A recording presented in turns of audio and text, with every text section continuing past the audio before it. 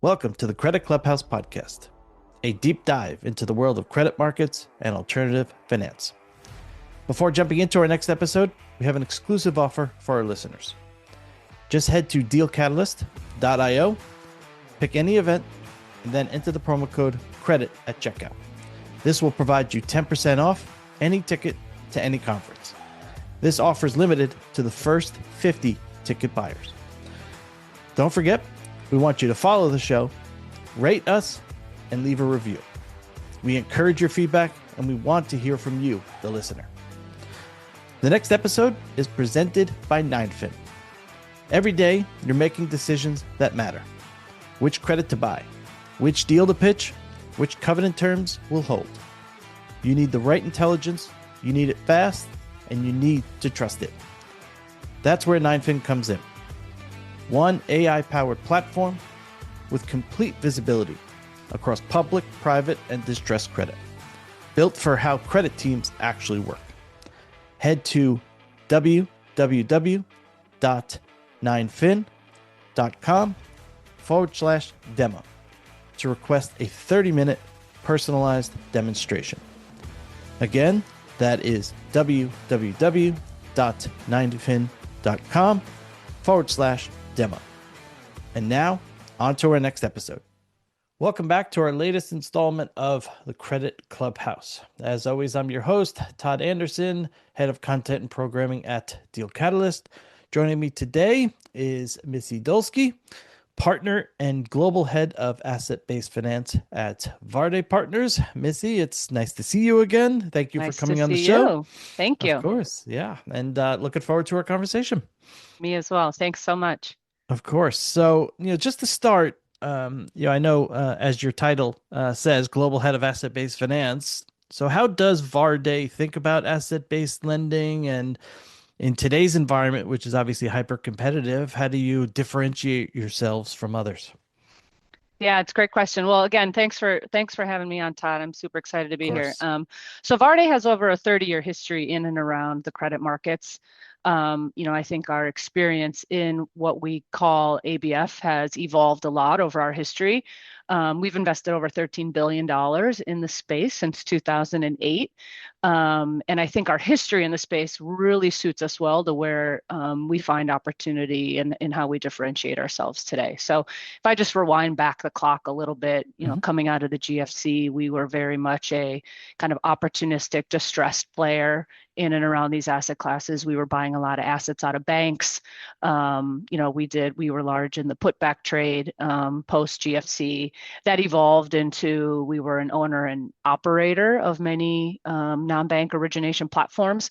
Some of those platforms we bought out of banks. And so that experience and kind of really understanding how these lending platforms work has suited us really well. And if I fast forward to today, in a post-COVID world, and this is the case for a number of lending strategies at Värde, we really are focused on kind of scaling performing credit within ABF. And so I think our history in this space, again, suits us very well to really understand these asset classes in a deep way that not everyone can say that they do in the same way. So today, the way we think about ABF is we really set ourselves up in three main verticals. We have a consumer finance vertical, we have a commercial finance vertical, and think about those as your more traditional granular ABF type of asset classes. So consumer would be things like, auto loans, student loans, home improvement loans, et cetera. Personal unsecured loans. Commercial would be things like equipment leases, small balance SME lending, supply chain, things like that. And within those verticals, we really approach the market with our asset class expertise. And so we get to know our clients. We have the ability to buy loans from them. We can finance their loans. We can lend to them directly at a corporate level. So we have a lot of tools in the toolkit, and it's very much a solutions-oriented approach, which I think is very much appreciated. And again, going back to our history in the space, our counterparties on the other side really feel that we understand their businesses. And then the third vertical we have within ABF, which I also think is a differentiator, is a focus on fund finance. And we can kind of talk more about that a little later, but Yeah. that's a real growing area that we think fits very nicely into what we're doing in ABF more broadly. And overall, you guys are more active or more focused in the middle market. Why is that? Why haven't you gone upstream like maybe some others? What makes that piece of the market most attractive to Varde? Yeah, it's a really good question. So, I mean, I know ABF is a very much a hot topic lately. There's been a lot of capital that's come in, a lot from very large managers who are very much focused on that upper end. And when I say upper end, I really mean larger ticket size deals Yeah. of the market. And I think you end up being very much a price taker when you start competing in very, big pockets of capital like that. I think if you go back to our approach, it's very much aligned very well more to the middle market. We can work with companies and grow, offer solutions to them and grow with them. And then, by the way, we get paid outsized spread along the way to do that. And what we found is as those platforms grow, and so these will be platforms that, maybe they haven't accessed the securitization markets yet, or they have, but they're entering a new geography or they're offering a new product. And we can kind of help be a capital provider as they're taking on those initiatives. And even as they become more well established and may attract the likes of the larger, deeper pockets of capital, it can be very sticky business because we become a trusted partner to them. So I think that's a little bit why we find that middle market space a lot more attractive. And think about that space as kind of like 50 to $150 million ticket sizes is the way I really define that. And when it comes to, maybe specific segments of the market or industries that are kind of most compelling today, what might, be some of those? And then when it comes to sourcing some of these opportunities, maybe talk a little bit about sourcing Yep. and where some of the most compelling areas of the market are today. Yeah, definitely. So if I go back to the three main verticals that I mentioned that we have, I mean, I'll start with commercial finance. So we have really deep history in and around kind of the SME, small balance space. We've done a lot with some of the merchant payment processors. So these would be like when you go to your coffee shop and swipe your card. Yeah. The providers of those devices are often have lending programs to a lot of those small businesses. And so we've been a capital partner to those. We like that space a lot. Equipment leasing is another big area of focus for us. We just closed a transaction in December in Germany of a handset leasing platform that also provides device as a service. There's a lot kind of going on in the broader continent in Europe around equipment. And then obviously it's a very deep market in the US too. I think it speaks really well to being backed, some of the benefits of ABF being backed by hard assets. So we like the equipment space a lot within the commercial space as well. I would say, things like trade finance, we're a bit more cautious on in this market right now, right? There's a lot of noise going on in the market, albeit, there's some opportunities there as well. Within consumer, obviously a very big area. Hmm. We're pretty thoughtful on the consumer right now, particularly the US consumer.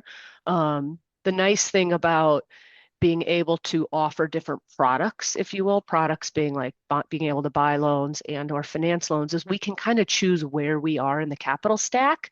So, we're very cautious right now about taking first loss consumer risk in the US, albeit for more prime consumers who are also homeowners.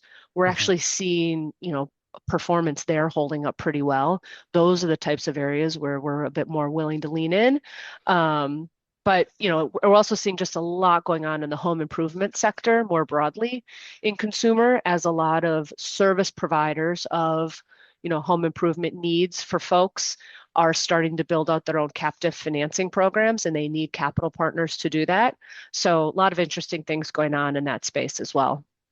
And then in fund finance, again, we can get into this, but our fund finance strategy really takes on two flavors. One is being a capital partner to banks participating in their subscription lending programs. The reason we think that's attractive is that's $1 trillion plus asset class, largely sitting in the banking system today, that is ripe for a capital markets and non-bank solution to it. We've been a Mhm. real first mover in cracking how to play in that space. And then on the back of that, we're then able to offer those same GPs, more higher yielding type of fund financing solutions, things like NAV loans, GP commitment financing. So we think that's a really interesting sector as well. Um, to your question on sourcing and how we do that across the space, we have a team of senior originators who have been kind of in and around these asset classes for decades. Over 50% of our flow or our investments are sourced directly, and that's just direct relationships with, the underlying platforms that we're doing business with. Away from that, decent amount comes through the banking sector. I used to run capital markets at Värde, so we have really good inroads with a lot of banks who are running processes around bringing capital like ours into deals. Advisors obviously is another, and so we're very just front-footed in and around where kind of deal flow is happening. But back again to the middle market point, so much of this is a relationship business at the end of the day, and sourcing direct is and always will be kind of the best outcome for us. As a follow-up, to the fund finance, ABF, like, do you view fund finance as kind of becoming a market unto itself? Is it kind of related to ABF? Like, it feels like for a long time it's been kind of pieces of other markets, but it's kind of shifting into maybe its own category today. Is that kind of Yeah. the trend that you're seeing as someone who's playing in both spaces? Yeah, it's a really good question. It's a little bit like how for the longest time when people use the term private credit, they only thought about direct lending. Yeah. And in reality, when you start peeling that back, there's so many things that encompass private credit, right? And so, one of the questions we always get is like, how do you define ABF? And so, because everyone defines it a little different. Some people would Yeah. put real estate lending in ABF. We love real estate lending, but we have a separate, real estate lending vertical, if you will, that does that separately. So I think part of it is just a little bit how everyone defines this. We just got back from the Fund Finance Conference in Miami last week. You rewind back 5 years ago, that was a conference of bankers and lawyers, slinging sublines around. And Yeah. now it is such a multifaceted conference around all these different products, all different types of capital. So I agree. I think it's that space is becoming in and of itself a very large standalone sector, but it dovetails a lot with ABF, just given a lot of the characteristics of what it looks like. When you think about the sources of repayment, for a lot of those loans, you're backed by contractual cash flows. So it has a lot of similar characteristics, which is why for us, it sits within our broader ABF vertical. You're going back to the ABF and kind of what it takes to be successful today, and how do you avoid maybe some of the pitfalls? Obviously there was a Yep. couple of names that had come up late last year that certainly took a lot of the oxygen in terms of the news, and then the term cockroaches obviously was thrown out there as well. But how do you avoid some of those pitfalls, and continue to be successful kind of where you guys play? Yeah. I mean, I think it's funny. I made this comment about ABF getting a lot of attention. And a lot of capital coming in. There's a lot of people moonlighting as ABF investors right now who don't, I would say, have the deep expertise in how some of these asset classes work and A lot of understanding of tourist investors, right? of what those pitfalls could be. Yeah. I mean, it's a Yeah. really important um, the way we're set up is we have a team of 11 data scientists that and we work with them that for each underlying asset class that we are making an investment in, we have different KPIs per asset class. So you really kind of have to understand the drivers of the underlying assets, and then kind of set yourself up in a way where you can monitor that in the right way. And it's not just monitoring the cash flow performance, it's also the setup of how these types of deals work. So for instance, something as simple as if you're going to have multiple, if a platform has multiple, warehouse lines with mezzanine providers like us in their structure, there needs to be the same custodian on each of those lines to make sure loans aren't being double pledged to different lines. And that needs to be checked every time an advance is made. So, we really take a lot of pride in our diligence process, which really comes from a deep understanding of how these asset classes work. I think that becomes super important. And when you think about some of the issues that the industry has faced around this, a lot of it was driven by outsourcing of a lot of that diligence and a loss of kind of the data checking of getting ahead of some of those issues. Now, fraud can be just like a really hard thing to prevent, Yeah. obviously, but you have to have processes in place to catch it early. Otherwise, it can be very pervasive. And so, to me, when I think about um, what it takes to be successful, these are current income strategies, right? So we're not sitting here investing, trying to meet 20-digit, to or 20% returns. Like the whole point, there's a lot more downside. So really understanding kind of the downside and which is why we like this asset class altogether, because you can structure for it, but you kind of got to know what you're doing, I guess Yeah. is my point. You obviously referenced the data science piece. If you could maybe dig in a little bit further on that, what does that look like in practice? Yeah. And then ultimately, when it comes to accessibility and quality of data, how does that vary lender to lender? Like data equal? If it isn't equal, how does that play Yep. into it? Maybe tell us a little bit more about the data science piece. Yeah, it's a really good question. So, like I mentioned, we have a team of 11, and their job really is when you think about the granularity of some of these programs, you're getting oodles and oodles of data thrown at you. And so we're set up in a way where underlying platforms can feed tapes directly into Värde systems. And then our team of data scientists basically takes all that data and puts it into formats that are very consumable. So we have dashboards with specific KPIs by the different asset classes, as I mentioned. And what we're really trying to do at the end of the day is understand what is the data telling us relative to what's the qualitative narrative that the management teams are telling us. And you're kind of trying to make sure those match up. And you'd be amazed how many times a platform will kind of say one thing, but the data doesn't tell that same story. And if we can't reconcile those two things, we can't do the deal. Yeah. This gets back to really understanding the business, understanding the performance of all the vintages, and being really eyes wide open about, because it's what allows you to kind of run very realistic stress scenarios on a go forward basis for some of the performance of these asset classes. And so that's really what we're trying to do with that data team is be able to tell the right story around and getting our heads around the risk that we're taking. Super powerful.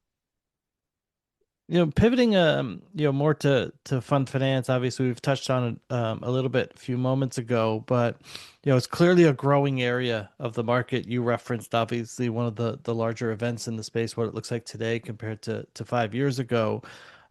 You guys launched a fund finance platform in partnership with a global bank. Tell us a little bit more about that. How does that Yep. fit to ABF strategy? And a kind of a secondary question to that is the traditional bank piece of the market now blending more with the non-bank piece, and is that kind of where this market is kind of heading over the next few years? Yeah, it's a really good question. So I mentioned briefly, but our fund finance platform really takes on kind of two flavors. One flavor we have dedicated capital for. It is a program where we are a capital partner to banks participating in their subline lending programs. And why are we doing that? We're doing that on the basis of, and this was a thesis we formed a couple of years ago, on the back of really our experience as a borrower, experiencing the whipsaw, if you will, that can be bank balance sheets around some of these products that as a GP you rely very heavily on to run your business. Yeah. So as I mentioned, this is a $1 trillion plus asset class, largely sitting in the banking system, growing at the rate that private capital is growing, right? Like 8 to 10% per annum. There must be a way to distribute that risk more broadly into the non-bank lending market. Banks will always have to provide that product. It is highly valued by their GPs. It's actually a really good product for bank balance sheets. They just need to be thoughtful about how much they can do of it and how they can show velocity of their balance sheets as they're originating it. So that's really a lot of the thesis for us, was not to compete with the banks in it, but to be a capital partner to them. So that's what we announced for the partnership you had mentioned. We're super excited about it. Right now, what we're experiencing is banks have a lot of balance sheet to put to work right now. There's been a lot of regulatory rollback, a lot of capital released. And so that perhaps hasn't scaled quite at the pace we thought it would. But we feel really good about all the plumbing we've built to be in a position where when bank balance sheets do need to pull back, which they eventually will, they always do at some point, we'll be really well positioned to take advantage of that in the market. And And I mean, that was going to be my secondary, another question to that. I mean, it's not like we're going back in time where banks are gonna all of a sudden, like they have in fintech, like they've taken a back seat where they provide a lot of the financing, but the platforms are now the actual customer facing interface. yep, It's not like the same thing in fund finance. It's not like they're going to go back in time and eliminate the partnerships that they've now cultivated, because, like you said, eventually they're going to have to pull back, especially yep, the regulatory environment yep. will change, even if it's healthier for banks today and their balance sheet. Yeah, I agree with that. But I would say that what you had mentioned about banks and the other asset classes becoming more of a financier, we'll see that as well with this asset class, meaning particularly for the US banks, right? For them to originate a subline loan directly, that's a 100% risk weight asset. If they can finance someone like us who's originating that loan or who's directly made that loan, that's a 20% risk weight. So same exposure, better attachment point. They'll benefit from cross collateralization of those loans. It's a new business line for them. And then, by the way, they can help us securitize that product and create a fee income stream for themselves, on the back of the securitization of the product as well. And so I think we're going to find banks will stay in that business from a direct origination perspective, but you'll also see banks build out financing businesses related to the product as well. Then in terms of, kind of what to watch for in growth and innovation, which markers, kind of look at sustained growth in ABF, whether it be bank partnership flow, insurance allocation, securitization capacity. And you could probably relate some of this to fund finance as well, because it seems like some of these same trends are coming to fund finance, more Yep. securitization like structures, obviously insurance capital playing a big role in that market as well. Yep. Yeah, I mean, I think it's all the above. I made the comment about how people define private credit. I think ABF is now kind of a mainstay feature of private credit.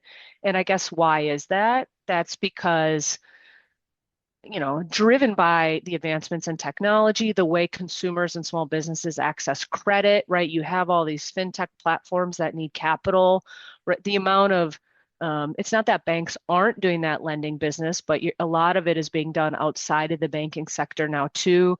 It's making its way into the securitization markets, which it has been for a really long time. But you're just continuing to see the expansion of the pockets of capital providing these types of this type of access to credit. And I think that's what's kind of making it more mainstay, particularly as it relates to how LPs think about their ability to access the product. Speaking of LPs, where are we in terms of, the LP adoption of ABS as an asset class. There's lots of different LPs out there. Insurance, I think, is clearly adopted many of these, and Yep. we've seen that taken off the last few years. But what about pensions, endowments, sovereign wealths? Yep. Yeah, I mean, we at Värde, our LPs are asking for this exposure. They particularly, and again, and you're starting to see it now even in private wealth, right?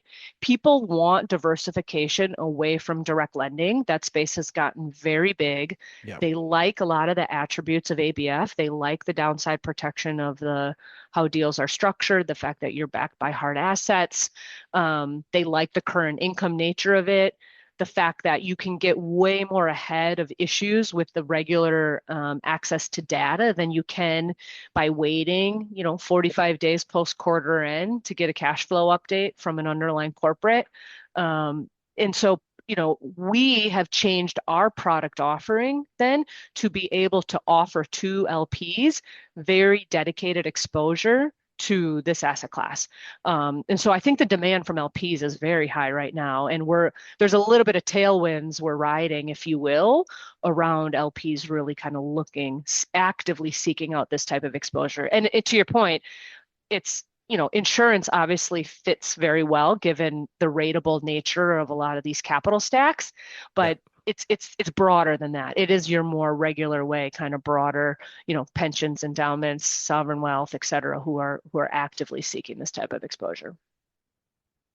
What's the biggest question LPs might ask? Is it, a negative, something happens negative in the news, or anything else that might, kind of pique their interest and say, hey, we really like to learn more about this? Is there one particular trend?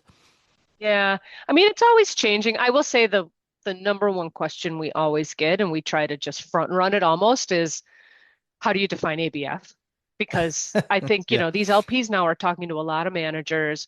Everyone does it a little differently. And then the next very follow-on question is like, what is your competitive advantage? How do you scale? How do you source? There's more capital coming in. And I think we have a really good story to tell around, our middle market focus, the deep relationships we have in the space, our history in and around a lot of these asset classes. And so I think a lot of that resonates. But then they'll always pick up on the topic of the day, right? The cockroaches was a topic for a long time. What's going on in kind of the software space right now is very topical, SaaS even though like, apocalypse is what people have started to term yeah, it I as. mean, we don't really, the way if you think about our focus for ABF, it's a bit irrelevant. But again, Yeah. because everyone defines this a little differently and everyone's box is a little different, different people are going to have different types of exposure. So we have a few minutes left. I like to always end with a little more fun, rapid fire questions. So do you have a favorite sports team and or hobby? Well, I grew up 30 minutes outside of Green Bay, so I'm a bit of a diehard Packers fan, I Yeah. will say. I went to my first game at Lambeau when I was in kindergarten, Wow. um, and have gone every year since except two. So, Impressive. um, Packers all the way. Tell us one surprising thing about yourself. Um, Despite having grown up in a town of 2,000 people, I have traveled to over 70 countries.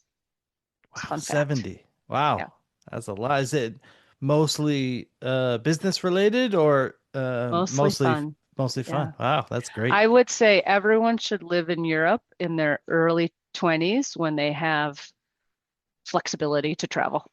Would be my suggestion. What's the most I guess off the beaten path place that you've been? Off the beaten path. I mean, I 70 is a don't know. lot of countries, so Yeah. What's the most off the beaten path? I've been to like Ecuador and the Galapagos. That's pretty cool. Bali, New Zealand is I skydove over the Fox Glacier in New Zealand. That was wow, pretty amazing. that's pretty cool. I haven't done, ironically, it's a high number, but Africa is very, very untouched for me. So that's my Goals. Next goals. retirement bucket list, if you will. One book that you'd recommend reading. I I'm a terrible reader, mostly because I'm going to blame my small children and my lack of time. I Um, can understand that. the one book that I just think everyone should read because it keeps me grounded. I've read it more than once is The Road Less Traveled. It's a very good book around just keeping life in perspective. Most exciting part of your job. Um, just building and growing something. I have an amazing team. Um, yeah, we've got a great story to tell here, and I get really energized by my job. It does certainly come through the screen. I can tell you that. And then one final question is one prediction for the next 12 months. Um, I would say if the last 12 months have been any indicator, we're going to see more noise in the headlines. That is one thing this administration is guaranteeing, I think. Um, but I do think if you look at the markets over the last 12 months, they've ignored a lot of those headlines largely. I think we might see that change this year. I think you can see some pullbacks in the markets. But so that would be my one prediction, and it's a little bit why we like the asset classes we play in. We feel good about our ability to structure and underwrite around some of that performance risk. That's a good place to leave it, Missy. It's great to see you. Thank you Yeah, very you as much well. for your time. Thanks. Really appreciate it. Continued success, and hopefully we'll get you back sometime in the future. Sounds great. Thanks so much, Todd. Yep, thank you.